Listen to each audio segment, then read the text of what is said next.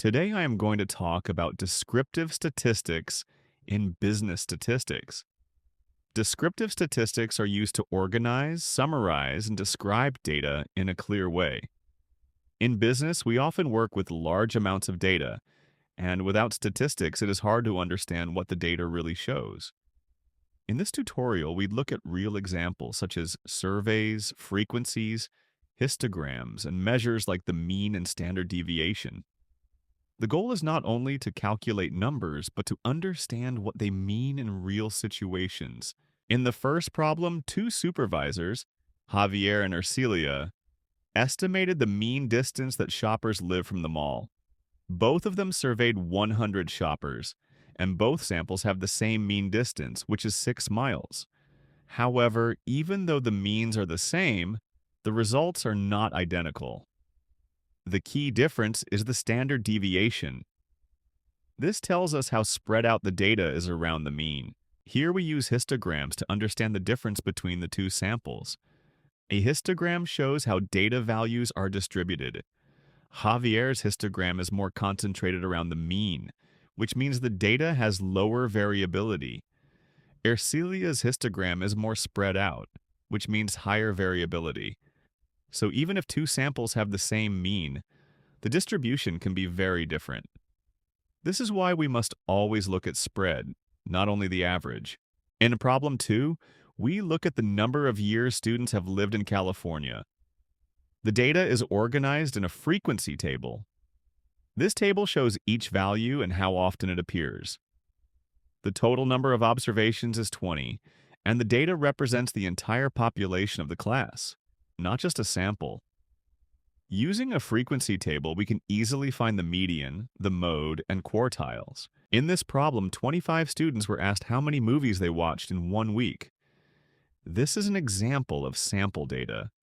From the frequency table, we can calculate the sample mean, which tells us the average number of movies watched.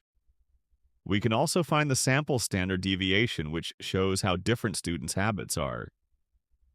Most students watched between 1 and 2 movies, which gives us a clear picture of typical behavior.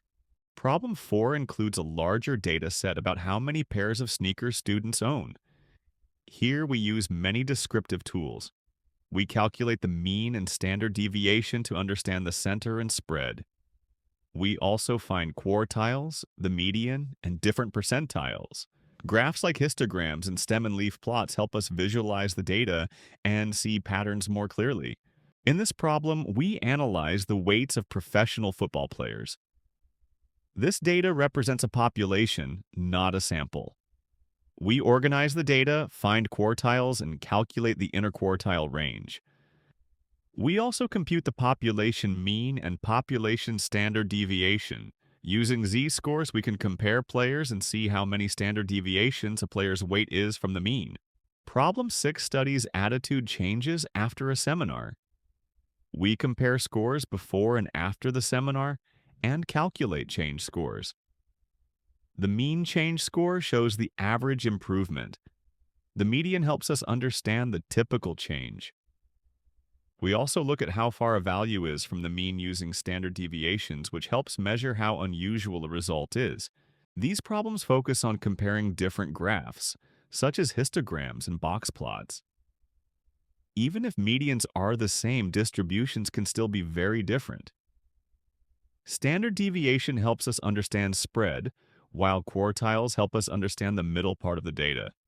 Sometimes we cannot decide everything from a graph, and that is also an important conclusion. In the final problems, we work with percentiles and outliers. The 80/10th percentile shows the value below which 80% of the data falls. We also use the interquartile range to identify outliers. Finally, we decide whether the mean, median, or mode is the best measure of center depending on the shape of the data.